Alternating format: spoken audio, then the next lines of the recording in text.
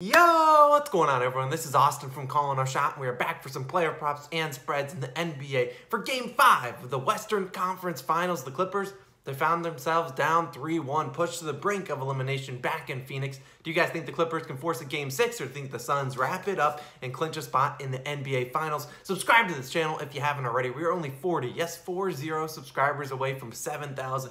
Really appreciate all your guys' support. Shout out to all the new subscribers joining the channel. Also, Logan went 4-0 in the MLB yesterday, so check out his video about his baseball picks for the day. But man, oh man, it wasn't that great of a day for us. 1-3. Drew Holiday under 5.5 rebounds, my favorite bet of the day. You had to sweat it out in the first half, but he does cash it.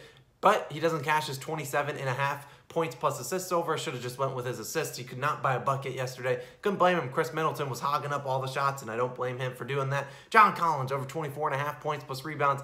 I guess I should have expected this. He gets in foul trouble basically every other game. And then Trae Young over 9.5 assists. Basically, I was either shooting it or he was not, or that was the end of the possession. What can you do about that? Regardless, I appreciate everyone's support. Shout out to all of our COS All-Stars out there. We really appreciate all you guys. If you want to become a COS All-Star, click the join button on the channel. We really appreciate everyone joining the channel. Let's start with our official plays for today. Like I said, we got Game 5. You got the Suns. They're about 5-point favorites, maybe 5.5.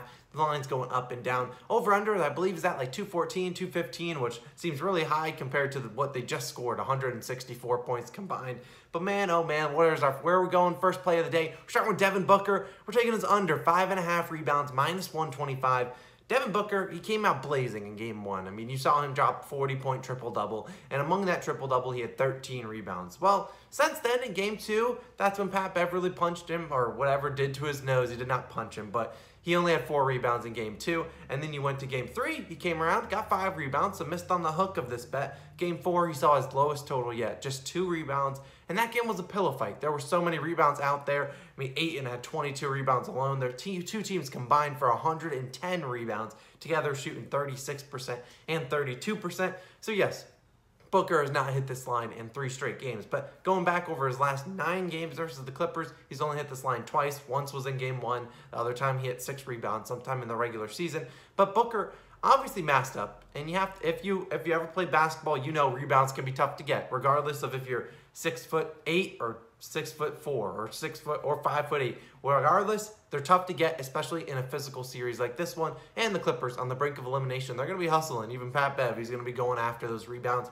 And so no matter how tough you are, this is just how I'm thinking about it, how tough you are, I can't imagine if you're Booker or even Monty Williams, the Phoenix Suns head coach, that you're begging him to crash the glass. You'd much rather rely on Jay Crowder or Deandre Ayton or Mikal Bridges, who had 13 rebounds in Game 4. To crash the glass, all it takes is the forearm, and man, oh man, Booker is going to feel that to the face, an elbow to the face.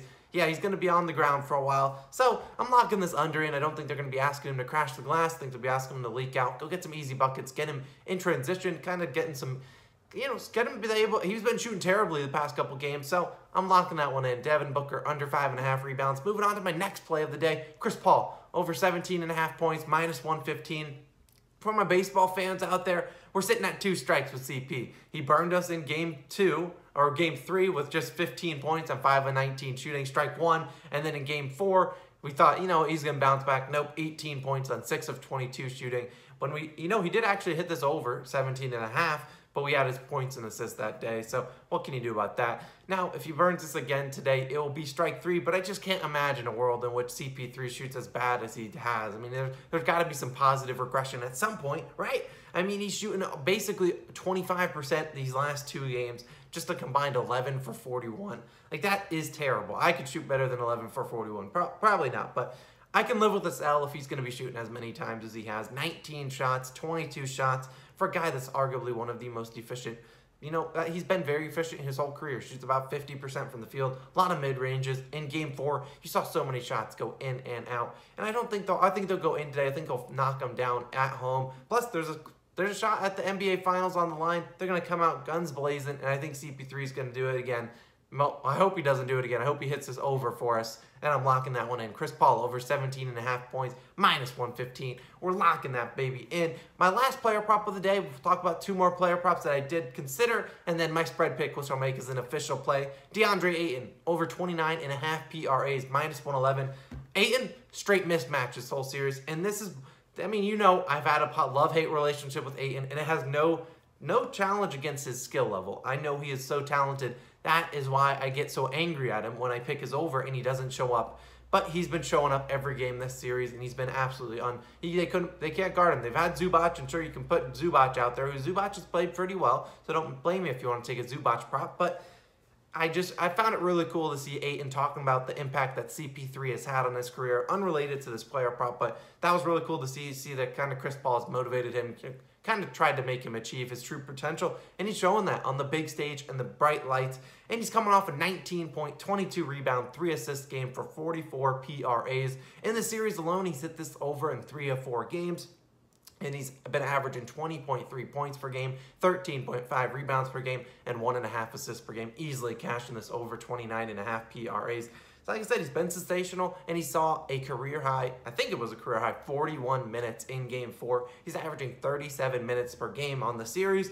And fun fact, on the year, when he gets over 37 minutes in a game, he's hit this over in 11 of 11 games. I think he again sees that amount of minutes. Monty Williams knows Ayton is arguably their most impactful player on both sides of the floor, and they need to get him involved. I think with CP3 knocking down some more shots, opening up some more lanes for Ayton, I think he cashes this one over. Now, you could take his over in points or rebounds. I'm just going to take PRAs. I think he has a really good game. He's going to play a lot of minutes, hopefully, and so we're locking that one in. Deandre Ayton over 29.5 PRAs. Now, here's 2 props I did consider. Paul George over 15.5 rebounds plus assists was plus value, plus 100. I just feel like Paul George is going to let down in that spot. I didn't want to force a bet in that one. I'll just take my 3 Suns and move on with my day. But, yeah, I mean, he's been easily hitting that almost with rebounds alone, so not going to take that. Reggie Jackson, don't blame me if you want to go with his prop either, over 19.5 points. He shot 24 times. He did a Kobe impression. Well, Kobe salute, 8 for 24 in Game 4. So that was not a great shooting performance, but no one shot well, really, in that game. So I don't blame you. He's been hitting this consistently with Kawhi Leonard out, which Kawhi Leonard will be out again today. But I'll make my official last play of the day, my 4th and final play, Suns. I'm taking the Suns, -5.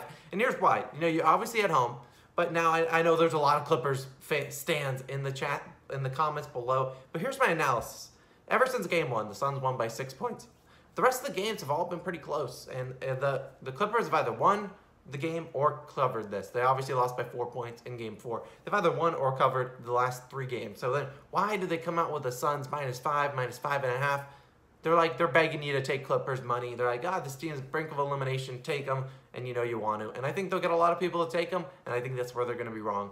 I think the Suns are going to clinch this, cover it, and they're going to clinch a spot in the NBA Finals. Now, I could be wrong. My specialty is not spread picks. Never said it was, but I think the Suns cover 5 points today. I think they wrap it up.